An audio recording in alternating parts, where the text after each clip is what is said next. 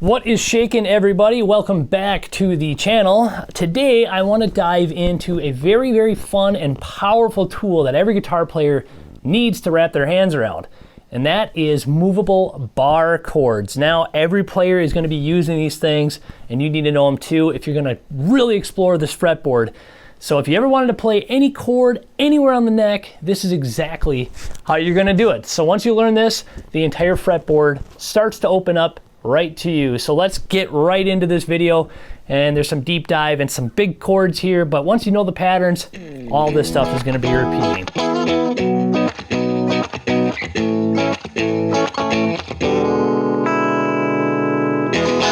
So what exactly is a bar chord? A bar chord is when you use one finger, usually your index finger, and you press down multiple strings across the fretboard, kind of like a movable nut. So this piece right here, you have your open E, right? And we're in E standard tuning, so we can use this E chord up the entire neck just by moving it up a fret.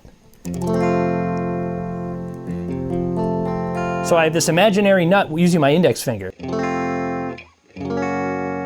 And that's what makes it a movable chord. And once you can train your hand to make that movable shape, you can move it anywhere and change the chord name. So for example, we had that open E. Now let's just say we want to play an A chord, but we want to use that E shape as an A chord. So what we can do is find our root note on the low E string, which is the 5th fret, this A note here, and we make that a major chord.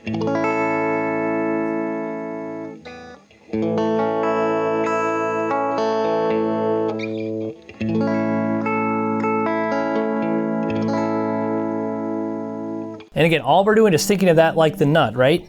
Your index finger becomes the nut. Or for example, if you had a capo, you could capo on the 5th fret, right? And you play that E chord, that's an A chord. Now this is considered the major chord for the root 6 position. And all we're doing is, this is going to become your root note. So if you want to play an A chord, and you want to use that E position, that's a root 6 bar chord. Want to play a G major? Move it down to the G note on the root 6. So you have your G note, and that's how it's labeled. So we have a G major. Play an F major. Play a C major. Play a B major. How about a D major? The pattern stays the same, you're just changing the root note as you walk up the neck, but the pattern stays consistent throughout. So that's your root 6 major bar chord position, and it's used a lot. And all you need to do to play this chord is simply use your index finger to bar across the frets. So on this, for example, we'll just play an A. Honestly, when you play up the neck a little bit, it'll be a little bit easier at first to get your hands on it. When you have to stretch it out kind of a little bit, it's a little bit more difficult when you're first starting. At least that's how I feel on it. So let's just play this A chord. So all we're doing is taking your first finger, your index finger, barring on the frets like this, all across all strings. Make sure they all ring out. And then these two fingers, your ring finger and your pinky, you're just putting those down on the 7th fret of the A and the D string. And then on that G string, you're going to use your middle finger on the 6th fret, and then just bar.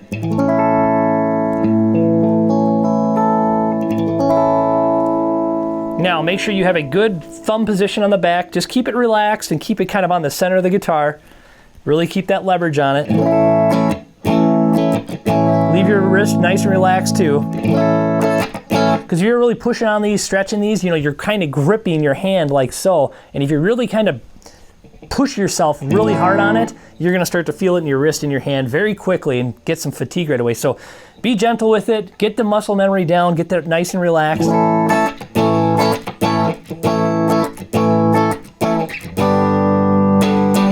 And slowly get that accuracy back where it needs to be.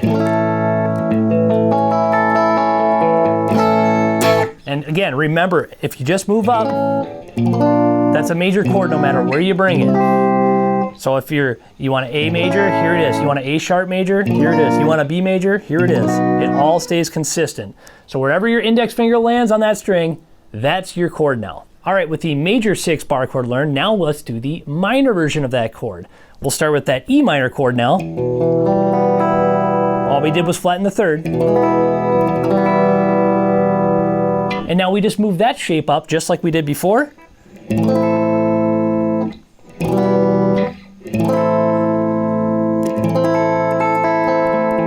And now it's the same deal. We just have the flattened 3rd now. Wherever we take it, this is going to be a minor chord. So it's an A minor, B minor, C minor, G minor. And now to play that chord, it's the same thing as the major, right? That we just learned. But you're omitting this middle finger now.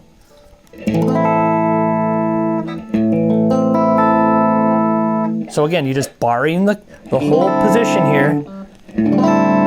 And then your ring and your pinky finger are on that 7th fret of the E, or excuse me, the 7th fret of the A and the D string.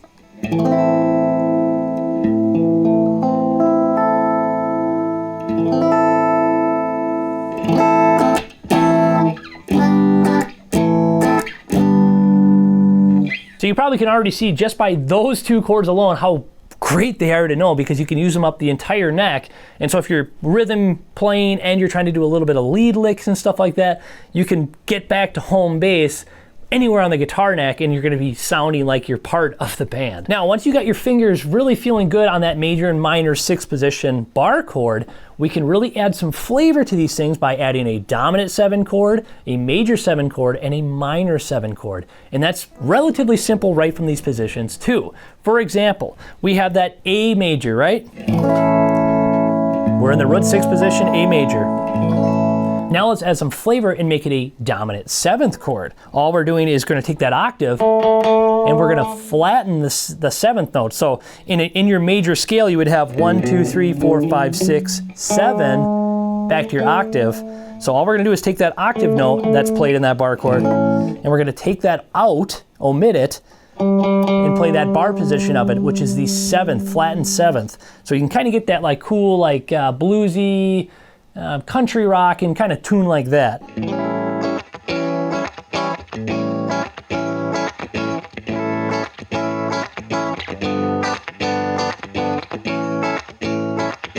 See how that kind of adds color so we're not just stuck with that like major sound?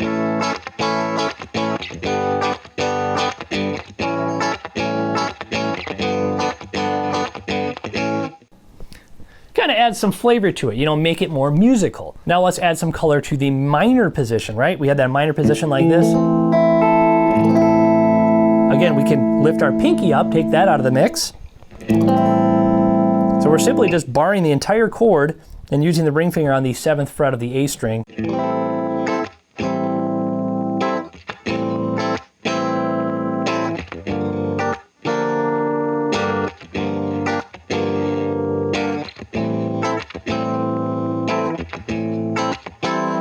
Kind of like a jazz feel. Not a lot of rock and songs like that use that type of chord, but it's a very good chord that you can do a lot of cool soloing stuff over.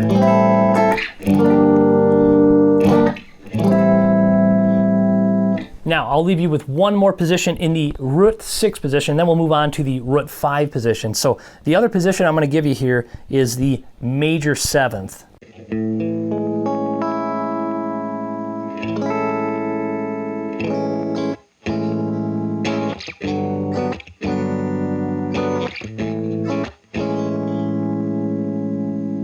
So this is kind of a little funky chord, but it gives a cool, unique balance to it as well. We'll just focus back on that A note, that A chord, and we just bar the whole thing like we have been.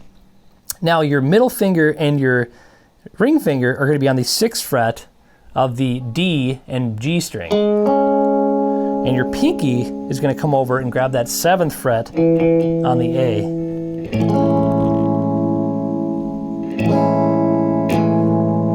And like all these other chords, this is just an A major 7th chord.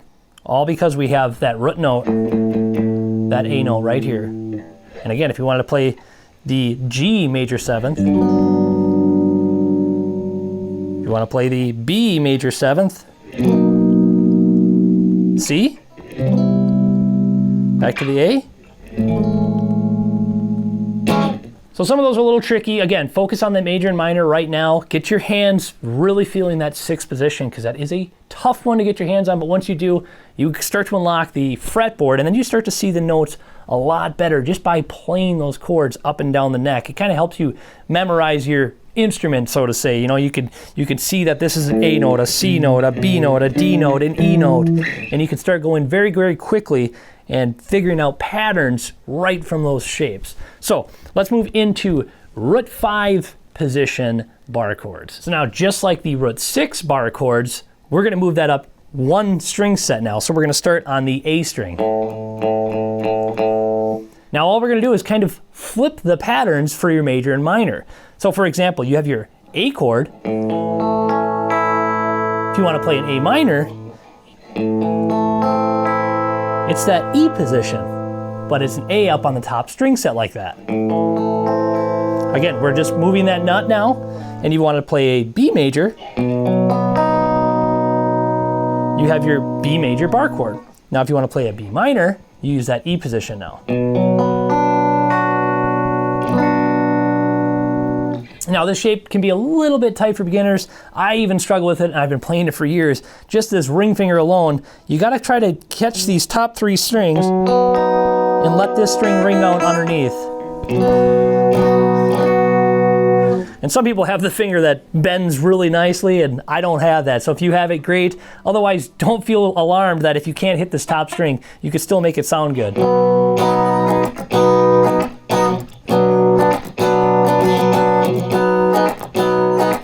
Just like the root 6 patterns, they're gonna be very, very similar, and this is the root note now. Wherever you start on the fretboard with your index finger here, that is gonna be where you put your first note. So if we wanna play a D major, we'll just start on D. D minor. It's that simple. All right, so let's just run through how this thing is gonna be fretted. Again, index finger across all the strings, except we're omitting this low E. Play these 5 strings, the string set here. And then to play the major chord position, we're gonna fret here, and then your ring finger is gonna fret on the 7th fret of the D, G, and B strings. And then we gotta lift up. This is kind of the benefit to people that have the nice finger that bends weird. I don't have that, so again, you can still make the chord sound good if you miss that E string on top. But again, if you could try to get yourself programmed to do that and have the finger for it, by all means, take advantage of it. So again, all we're doing is just fretting the 7th fret, barring with this finger as well, barring with this finger, and then we're lifting up at the bottom.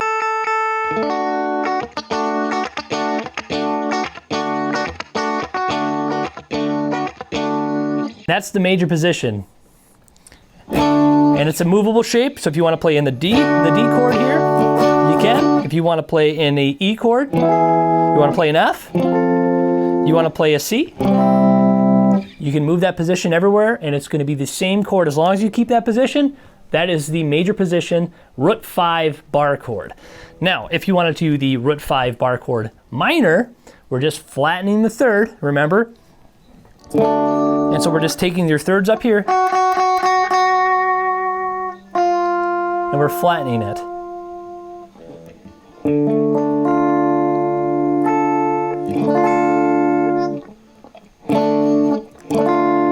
So there's your D minor. So we just gonna take your barred chord here, your ring and your pinky are on the 7th fret of the D and the G string, and then your middle finger is going to catch that 6th fret of the B string, and that's that same E position, just up a string set.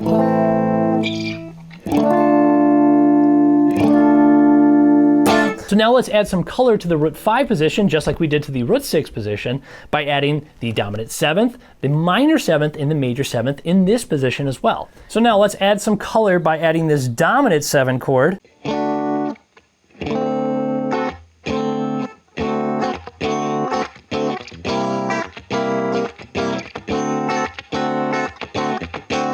And all we're doing is we're dropping that 7th, right? So your major scale. So it's 1, 2, 3, 4, 5, 6, 7, back to your octave. And so when we play the major, you you have that octave in there. If we dropped it down to a seventh, you're playing a major seventh, but if we drop it down one more, you got that dominant 7. So it's barring the 5th fret across an entire string set. We have a ring finger on the 7th of the D. We're skipping a string. And then your pinky is going to be on the 7th fret of that B string.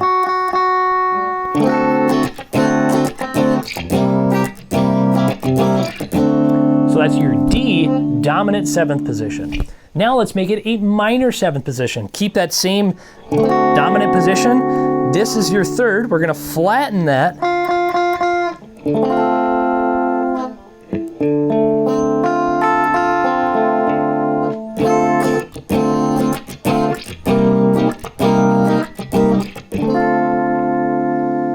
So all we're doing is taking that pinky, we're taking that off, and we're going to use your middle finger on that B string 6th fret.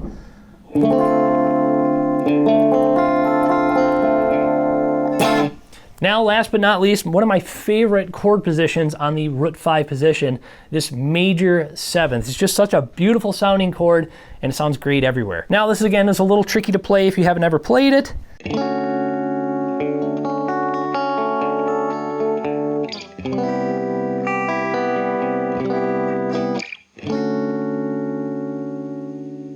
So again, barring that 5th, now we're going to take your ring finger, 7th fret of the D string, your middle finger on the 6th fret of the G string, and then your pinky tucks underneath of the 7th fret of the B string.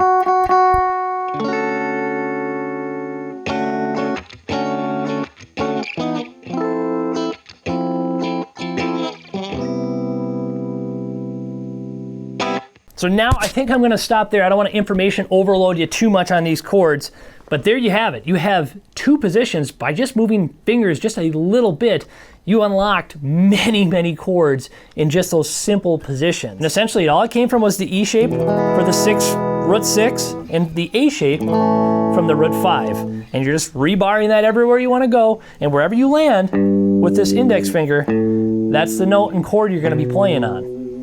So just start to move them up and down the neck and get the hang of it and really understand that, hey, I'm playing a G note here, I'm playing a G chord now. Or if you're here, an A or a D or an E, an F, an A. So just kind of know that's where you're at, but then you can start to see how the fretboard starts to open up, and this will really help you moving forward.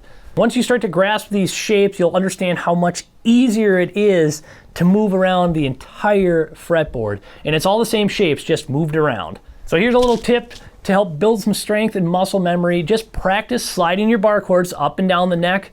And when you're doing that, start naming them out loud, right? So for example, you're gonna be, let's just do major chords. So you're gonna play a root 6 bar chord, and you're gonna start on the F note. So F major, G major, A major, B major, C major. You can play F sharp major. Think of it like kind of like a flashcard for your fingers, okay?